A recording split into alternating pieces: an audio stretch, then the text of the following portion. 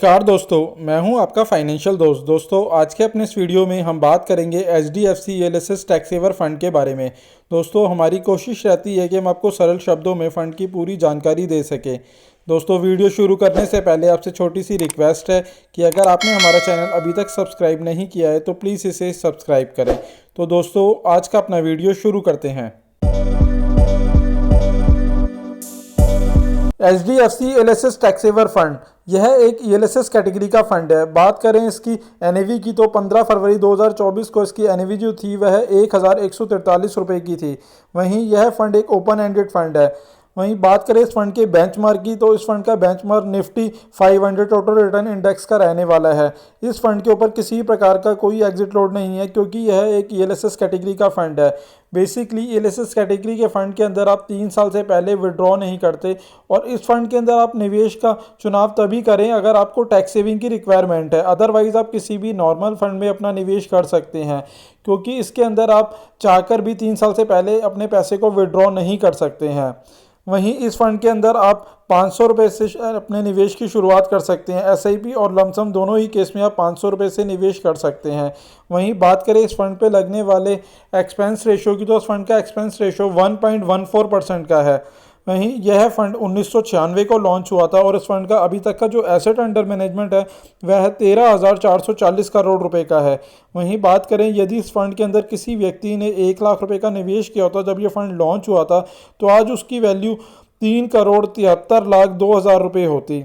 वहीं अगर आप इसका SIP का भी सालाना का रिटर्न देखेंगे तो उसने सर लगभग 22% से ज़्यादा का सालाना का रिटर्न दिया है। बात करें पास्ट रिटर्न की तो उस फंड ने पिछले 1 साल में 40% से ज़्यादा रिटर्न दिया है, 2 सालों में 25% से ज़्यादा रिटर्न दिया है, 3 सालों में 23% से ज़्यादा रिटर्न दिया है और 5 सालों में 19% से ज़्यादा का रिटर्न दिया है। वहीं बात करें कैटेगरी वाइज रिटर्न की तो उसने पिछले 1 साल में 33% से ज़्यादा रिटर्न दिया है, 2 सालों में 16% से ज़्यादा रिटर्न दिया है और 3 सालों में 16% से ज़्यादा रिटर्न दिया है और 5 सालों में 18% से ज़्यादा का रिटर्न दिया है। वहीं बात करें SIP रिटर्न की तो इस फंड ने पिछले 1 साल के अंदर 50% से ज़्यादा का रिटर्न दिया है, 2 सालों में 34% से ज़्यादा रिटर्न दिया है, 3 सालों में 27% से ज़्यादा रिटर्न दिया है और 5 सालों में 24% से ज़्यादा रिटर्न दिया है। वहीं अगर कैटेगरी वाइज रिटर्न देखें तो उसने पिछले 1 साल में 40% से ज़्यादा रिटर्न दिया है, 2 सालों में 26% से ज़्यादा रिटर्न दिया है, 3 सालों में 20% से ज़्यादा का रिटर्न दिया है और 5 सालों में भी 20% से ज़्यादा का रिटर्न दिया है। तो आप देख सकते हैं कि इस फंड ने हर एक साल अपनी कैटेगरी को बीट किया है। इस लिहाज से निवेश के लिए अच्छा ऑप्शन हो सकता है। बात करें फंड मैनेजर की तो उस फंड के फंड मैनेजर मिस्टर रोशी जैन है। वहीं बात करें टॉप 5 सेक्टर एलोकेशन की तो उसके अंदर बैंक्स प्राइवेट के अंदर 25.92% का इन्वेस्टमेंट है, IT के अंदर 10.28% का इन्वेस्टमेंट है, हेल्थ केयर के अंदर 8.68% का इन्वेस्टमेंट है, सर्विसेज के अंदर 8.67% का इन्वेस्टमेंट है और कैश के अंदर 8.39% का इन्वेस्टमेंट है। वहीं बात करें टॉप 5 कंपनी एलोकेशन की तो इसके अंदर ICICI बैंक के अंदर 9.56% का इन्वेस्टमेंट है, HDFC बैंक के अंदर 9.3% का इन्वेस्टमेंट है, SCL टेक्नोलॉजी के अंदर 5.39% का इन्वेस्टमेंट है, हिंदुस्तान एरोनॉटिक्स के अंदर 5.36% का इन्वेस्टमेंट है और सिप्ला लिमिटेड के अंदर 5.23% का इन्वेस्टमेंट है। बात करें ओवरऑल इन्वेस्टमेंट की तो उसके अंदर सबसे ज़्यादा इन्वेस्टमेंट लार्ज कैप के अंदर किया गया है। लार्ज कैप के अंदर 81.98% का इन्वेस्टमेंट किया गया है।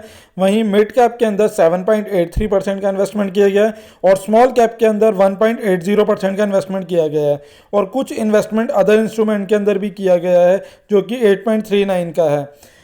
दोस्तों, अगर आप इस फंड के अंदर निवेश की सोच रहे हैं तो इस फंड के अंदर आप तभी निवेश करें यदि आपको टैक्स सेविंग की रिक्वायरमेंट है, क्योंकि अगर आप इस फंड के अंदर निवेश करते हैं तो उसके अंदर 3 साल का आपका लॉकिंग पीरियड रहता है और इमरजेंसी केस में आप अपने पैसे को चाहकर भी विड्रॉ नहीं कर सकते। इसलिए अगर आपको टैक्स सेविंग की रिक्वायरमेंट है तो ही आप इस फंड की कैटेगरी ELSS फंड में निवेश करें।